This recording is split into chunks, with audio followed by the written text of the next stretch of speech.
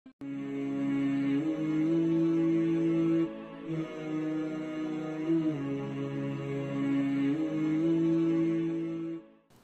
بالله من الشيطان الرجيم بسم الله الرحمن الرحيم وصلى الله على محمد وعلى آله الطيبين الطاهرين الذين أذهب الله عنهم الرجس وطهرهم تطهيرا اللهم صل على محمد وآل محمد আমার প্রিয় দর্শক ও শ্রোতাবৃন্দ আসসালামু আলাইকুম ওয়া রাহমাতুল্লাহি ওয়া বারাকাতুহু। আজ পবিত্র রমজান মাসের 19 তারিখ। সুতরাং সর্বপ্রথম আজকের দিনের দোয়া পড়ব ও তার তর্জমা করব। তারপরে আজকের রাত্রে কত রাকাত নামাজ পড়তে হবে, কিভাবে পড়তে হবে সেটা বলবো। অবশেষে আজকের দিনের ইসলামিক ইতিহাস আপনাদেরকে শোনাবো। আসুন সর্বপ্রথম আজকের দিনের দোয়া পড়ি ও তার ব্যাখ্যা করি। বিসমিল্লাহির রহমানির রহিম। আল্লাহুম্মা ওয়াফির হাদ্দি ফিহি মিন বারাকাতিহি ওয়া সাহহিল সাবিলি ইলা খায়রাতিহি ওয়া লা তাহরিমনি কবুলা হাসানাতিহি ইয়া হাদিয়ান ইলাল হাক্কিল মুবিন। আল্লাহুম্মা সাল্লি আলা মুহাম্মদ ওয়া আলি মুহাম্মদ। হে আমার প্রতিপালক আল্লাহ রাব্বুল আলামিন, আজ আমার নসিবে আজকের দিনের সমস্ত বরকতকে লিখে দিন। ওয়াফির হাদ্দি ফিহি মিন বারাকাতিহি, আজকের দিনের যে রহমত ও বরকত আপনি আপনার বান্দাদের জন্য রেখেছেন সব আমার নসিবে লিখে দিন। ওয়াসাহিল সাবিলি ইলা খায়রাতিহি, আর আজকের দিনে নেকি করার সমস্ত রাস্তাকে আমার জন্য সহজ করে দিন, আমি যেন সহজে সমস্ত নেকি করতে পারি। ওয়ালা তাহরিমনি কবুলা হাসানাতিহি, আর আজকের দিনের আমার সমস্ত নেকিকে কবুল হওয়া থেকে বঞ্চিত রাখবেন না। অর্থাৎ আমি আজ যা কিছু ছোট বড় নেকি করব সেটা যেন আপনার দরবারে কবুল হয়, আমি যেন কবুলিয়াত থেকে বঞ্চিত না রয়ে যাই। ওয়ালা তাহরিমনি কবুলা হাসানাতিহি, আর আজকের দিনের আমার নেকিকে কবুল হওয়া থেকে বঞ্চিত করবেন না। ইয়া হাদিয়ান ইলাল হাক্কিল মুবিন, আপনি তো সকলকে প্রকাশ্য হকের দিকে হেদায়েত করেন। সুতরাং আজ আমার হেদায়েত করুন, আমার নসিবে আজকের দিনের সমস্ত খায়র ও বরকতকে লিখে দিন এবং নেকির সমস্ত রাস্তাকে আমার জন্যে সহজ করে দিন। আর আমার নেকিকে আজ যেন কবুলিয়ত থেকে বঞ্চিত করবেন না, আমি যা কিছু ছোট বড় নেকি করব সেটা যেন আজ আপনার দরবারে কবুল হয়। আপনি তো সকলকে প্রকাশ্যভাবে হেদায়েত দান করেন, আমাকে হেদায়েত দান করুন। আমিন ইয়া রাব্বাল আলামিন। আল্লাহ রাব্বুল আলামিন আমাদের সকলের পক্ষে আজকের দোয়াকে কবুল করুন। আজকের রাত 20 রমজানের রাত হবে, 19 রমজানের দিনগত রাত 20 রমজানের রাত হবে। আজকের রাত্রে 8 রাকাত নামাজ পড়তে বলা হয়েছে। প্রতি রেকাতে সূরা আলহামদ পড়ার পরে 10 বার সূরা তাওহীদ পড়তে হবে। মনে রাখবেন, প্রতি রেকাতে সূরা আলহামদ একবার আর 10 বার সূরা তাওহীদ। 8 রাকাত নামাজ 2 রাকাত করে পড়তে হবে। নিয়ত হবে আমি সবে 20 রমজানের 2 রাকাত নামাজ পড়িতেছি কুরবাতান ইলাল্লাহ। আল্লাহু আকবার বলে নামাজ শুরু করবেন। প্রতি রেকাতে সূরা আলহামদ একবার পড়বেন আর 10 বার সূরা তাওহীদ পড়বেন, কুল আল্লাহু আহাদ পড়বেন। 4 বার পড়লে 8 রাকাত নামাজ হয়ে যাবে। নামাজের শেষে তাসবিহ জাহরা সালামুল্লাহ আলাইহা পড়বেন। তারপরে রাতের বিশেষ যে সমস্ত দোয়াগুলো পড়তে বলা হয়েছে সেগুলো পড়ার চেষ্টা করবেন। তারপরে আপনার আপনজনদের জন্যে, আত্মীয় স্বজনদের জন্যে যারা আপনার কাছে অনুরোধ করেছে সকলকে দোয়ায় স্মরণ করবেন। আশা করি আমাদেরকেও দোয়াতে স্মরণে রাখবেন। এবারে আজকের দিনের ইতিহাস বলতে চাই। আজ 19 রমজান। আজকের দিনের ভোরের সময় ইবনে মুলজিম মাওলা আলী আলাইহিস সালামের মস্তিষ্কের উপরে বিষাক্ত তলোয়ার দিয়ে আঘাত করে, যার ফলে মাওলা আহত হয়ে মাত্র 3 দিন বেঁচে থাকেন। 19 রমজানের সকালের সময় ভোরের নামাজের সময় আঘাত করা হয়েছিল। 19 রমজান, 20 রমজান, 2 দিন পরে 21 রমজানের ভোরের সময় মাওলা ওই তলোয়ারের আঘাতে এই দুনিয়া থেকে পর্দা নিয়েছিলেন বা পরলোক গমন করেছিলেন। আল্লাহ রব্বুল আলামিন আমাদের সকলকে মাওলা আলী আলাইহিস সালামের দেওয়া হেদায়েতের উপরে আমাল করার তৌফিক দান করুন। আর ইবনে মুলজিম যে কুখ্যাত ব্যক্তি মাওলা আলী আলাইহিস সালামকে তলোয়ার মেরে আঘাত করেছিল, যে আঘাতে মাওলা শহীদ হয়ে গিয়েছিলেন, ওই ইবনে মুলজিম এবং ইবনে মুলজিমকে যে পাঠিয়েছিল এজিদের বাপ ষড়যন্ত্র করে মাওলা আলী আলাইহিস সালামকে রাস্তা থেকে সরানোর জন্যে, আল্লাহ তাদের সকলের ওপরে আপনার অভিশাপ বর্ষণ হোক, আমিন। মাওলা আলী আলাইহিস সালামের সম্পর্কে নবী করিম সাল্লাল্লাহু আলাইহি ওয়াসাল্লাম বলেছিলেন, সায়াকুনু মিন বাদি ফিতনাহ ফাইযা কানা যালিক ফালজিমু আলী ইবনে আবি তালিব ফাইন্নাহুল ফারিক ও ফাইন্নাহু আল ফারুক বাইনাল হক ওয়াল বাতিল। মনে রেখো, আমার পরে আমার উম্মতের মধ্যে এক ফিতনার সৃষ্টি হবে, বা কিছু লোক আমার উম্মতের মধ্যে ফিতনার সৃষ্টি করবে। বুদ্ধিজীবীর জন্য ইশারা যথেষ্ট। নবী কি বলতে চেয়েছিলেন বা কি বলেছিলেন?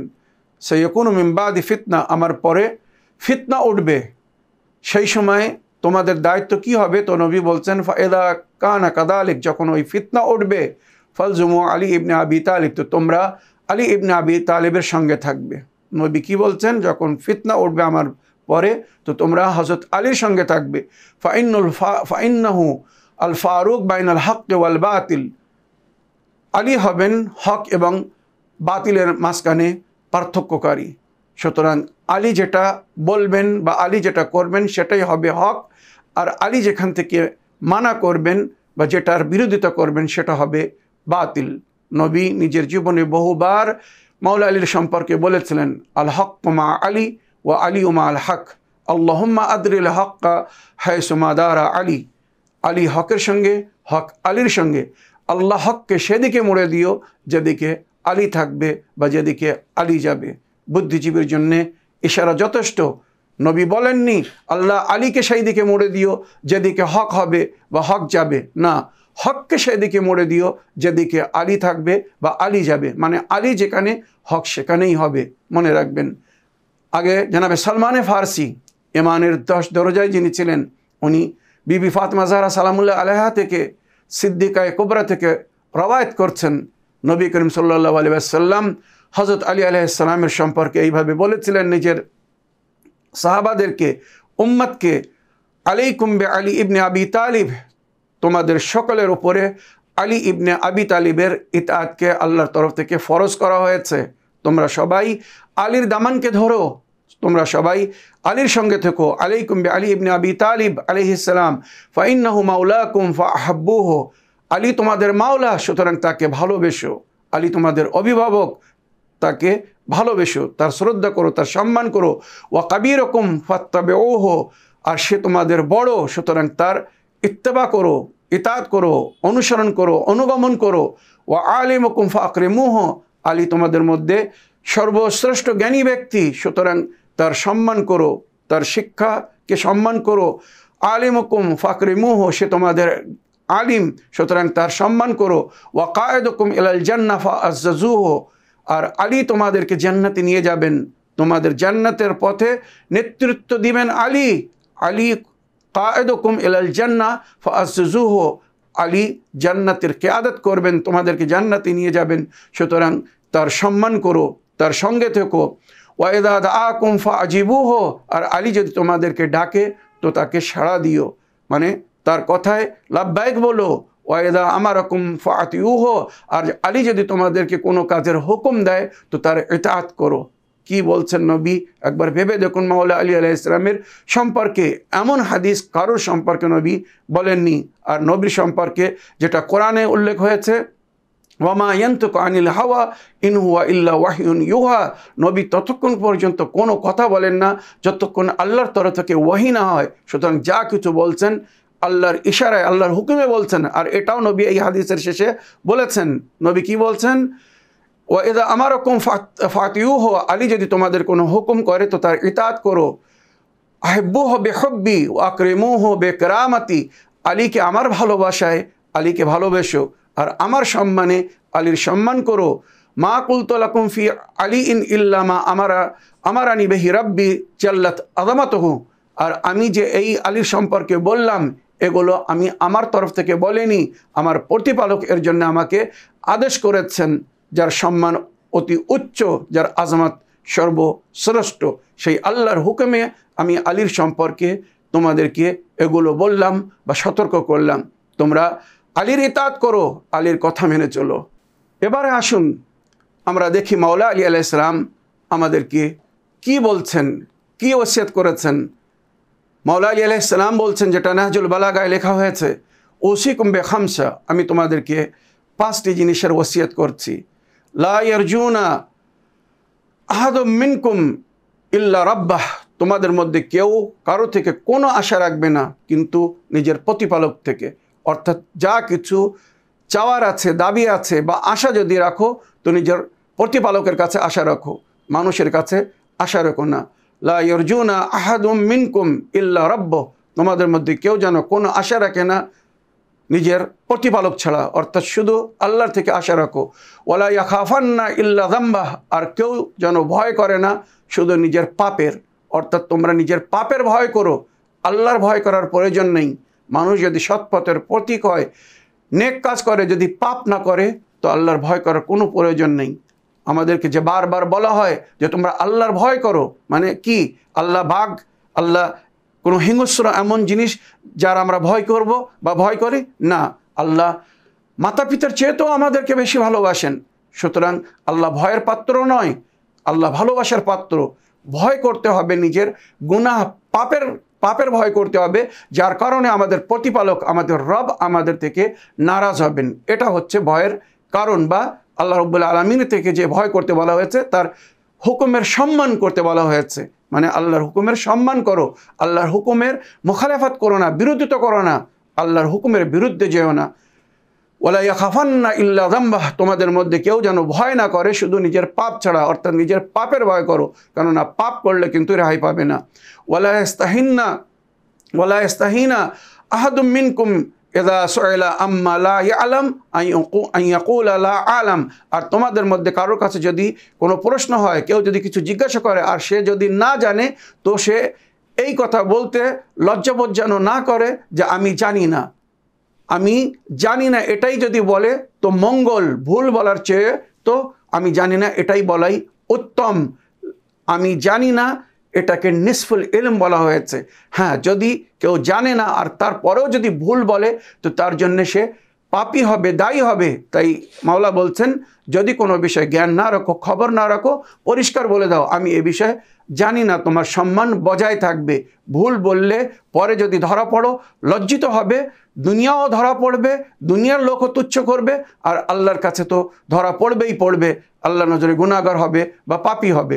মনে রাখবেন। তো মাওলা আলী আলাইহিস সালাম বলছেন, যদি কেউ কোনো প্রশ্ন করে, কিছু জিজ্ঞাসা করে, আর তুমি যদি সেটা না জানো তো আমি জানি না, আমি জানি না এই কথা বলতে লজ্জাবোধ করো না। ওয়ালা ইয়াস্তাহিনা আহাদুন ইযা লাম ইয়ালাম আশ-শাই আন ইয়াতাআল্লামাহু, আর তোমাদের মধ্যে কোনো ব্যক্তি যদি কোনো জিনিস না জানে তো সেটা জানার জন্যে সে যেন লজ্জাবোধ না করে, সে যেন লজ্জা না করে। কোনো জিনিস যদি না জানো সেটা জানার চেষ্টা করো। অনেকেই ভাবে আমি বড় হয়ে গেছি, বয়স্ক হয়ে গেছি, এখন যদি আমি এ সমস্ত জিজ্ঞাসা করতে যাই লোক আমাকে খারাপ মনে করবে, ভুল বুঝবে যে এত বড় হয়ে গেছো তাও এখন এগুলো জানো না। না, সঠিক জিনিস জানার কোনো নির্ধারিত সময় নেই। কত সাহাবীরা বৃদ্ধ বয়সে ঈমান এনে সঠিক জিনিসকে জেনে তার উপরে আমল করেছিল। সুতরাং এটা আমাদের উপরে ফরজ, যেটা জানো না সেটা জানো।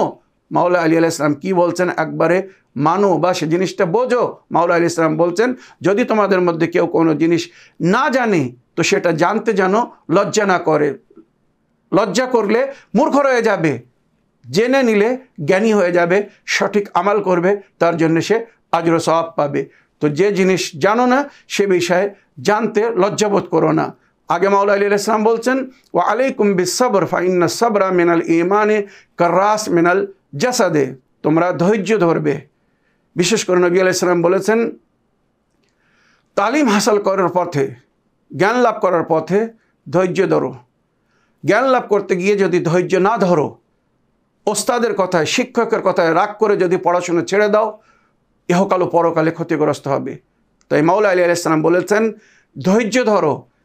ফাইন্না সাবরা মিনাল ঈমান কাররাস মিনাল জাসাদ, সবরের সম্পর্ক ঈমানের সঙ্গে তমন যেমন মাথার সম্পর্ক শরীরের সঙ্গে। শরীরে যদি মাথা না থাকে তো শরীরের কোনো দাম নেই।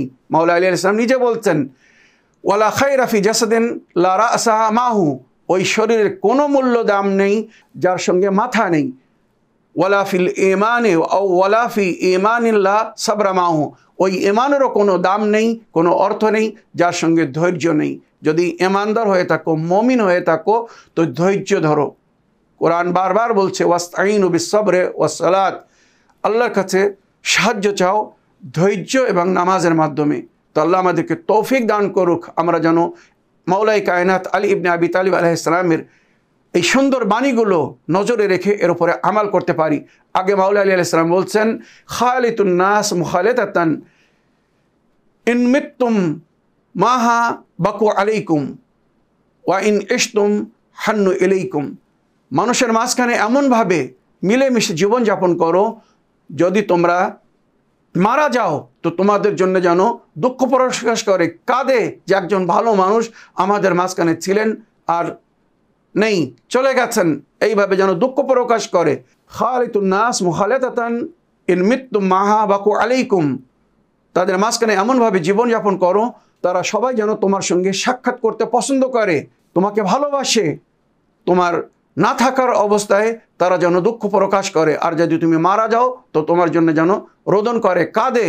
ওয়াইন ইশতুম হান্নু ইলাইকুম, আর যতক্ষণ তোমরা বেঁচে থাকবে তোমাদের সঙ্গে যেন সাক্ষাতের অপেক্ষা করে, আশা করে, সবাই যেন তোমার সঙ্গে মিলতে পছন্দ করে, যে ওই লোকটা ভালো মানুষ, চলো ওই লোকের কাছে যাই, কিছু কথা শুনে আসি, ভালো কথা জানি। এইভাবে যদি তোমার কাছে মানুষ আসে তার মানে এটা তোমার আল্লাহর নেক বান্দা হওয়ার একটা সুন্দর পরিচয় হবে। তো এইভাবে আমাদেরকে সমাজে মিলেমিশে জীবনযাপন করতে বলেছেন। মাওলা আলী আলাইহিস সালাম বলছেন, আদ-দাঈ বিলা আমালিন কাররামি বিলা ওয়াতরিন, বিনা আমালে কেউ যদি দোয়া করে, নামাজ পড়ছে না, রোজা রাখছে না, দিনের কাজ করছে না, আর আল্লাহর কাছে দোয়া করছে, তো এদের জন্য মাওলা বলছেন, আদ-দাঈ বিলা আমালিন, বিনা আমালে দোয়া করনেওয়ালা, প্রার্থনাকারী বা যারা দোয়া করছে, কাররামি বিলা ওয়াতরিন, বিনা ধনুকে যদি কেউ তীর চালায়, তীর কত দূর যাবে, নিজের গন্তব্যে পৌঁছাবে না, টার্গেটে যাবে না।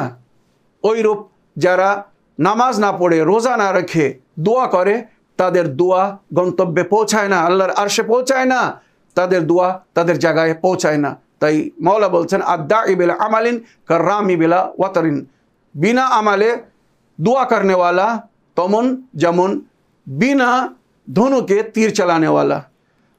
শেষ কথা, মাওলা আলী আলাইহিস সালাম বলছেন, বিল আমালে তাহসুলুল জান্নাহ লা বিল আমাল।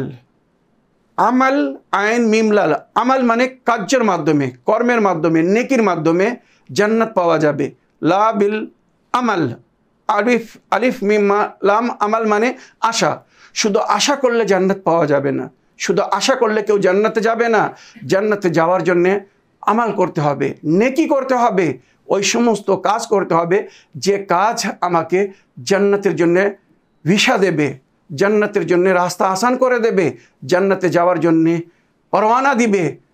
সুতরাং মাওলাই কায়নাতের এই শেষ বাক্যটা যদি আমরা একবার নিজের স্মরণে রাখি, যেখানে মাওলা বলছেন, বিল আমালে তাহসুলুল জান্নাহ লা বিল আমাল, আমালের মাধ্যমে, কার্যের মাধ্যমে, নেকির মাধ্যমে জান্নাত পাওয়া যাবে, শুধু আশা করলে জান্নাত পাওয়া যাবে না। বুদ্ধিজীবীর জন্য ইশারা যথেষ্ট। আমরা যদি জান্নাতবাসী হতে চাই তো জান্নাতে যাওয়ার জন্যে ওই কাজ করতে হবে যে কাজ আমাদেরকে জান্নাতে নিয়ে যাবে। তাই মাওলা আলী আলাইহিস সালাম আহলে বায়ত বলেছেন, তুমি জান্নাতের আশা করো না, বরং এমন কাজ করো, এমন নেকি করো যেগুলো দেখে জান্নাত তোমার আশা করবে, যে আল্লাহ ওই ব্যক্তিকে আমার কাছে পাঠিয়ে দিন। আল্লাহ আমাদের সকলকে মাওলাই কায়নাত আলী ইবনে আবি তালিব আলাইহিস সালামের এই সুন্দর বাণীগুলোকে নজরে রেখে এর ওপরে আমাল করার তৌফিক দান করুন। আজকে ওনার জারবাতের দিন, সুতরাং আমরা যদি ওনার এই মূল্যবান বাণীগুলো স্মরণে রেখে এর ওপরে আমাল করি বা আমাল করার চেষ্টা করি, তো আমাদের তরফ থেকে মাওলা আলী আলাইহিস সালামকে একটি সুন্দর শ্রদ্ধাঞ্জলি দেওয়া হবে। আশা করি আমরা সবাই এর ওপরে আমাল করার চেষ্টা করব। এই বলে আমার আজকের বক্তব্য এখানে শেষ করলাম। ওয়া আখিরু দাওয়ানা আলহামদুলিল্লাহি রাব্বিল আলামিন। ওয়াসসালামু আলাইকুম ওয়া রাহমাতুল্লাহি ওয়া বারাকাতুহু।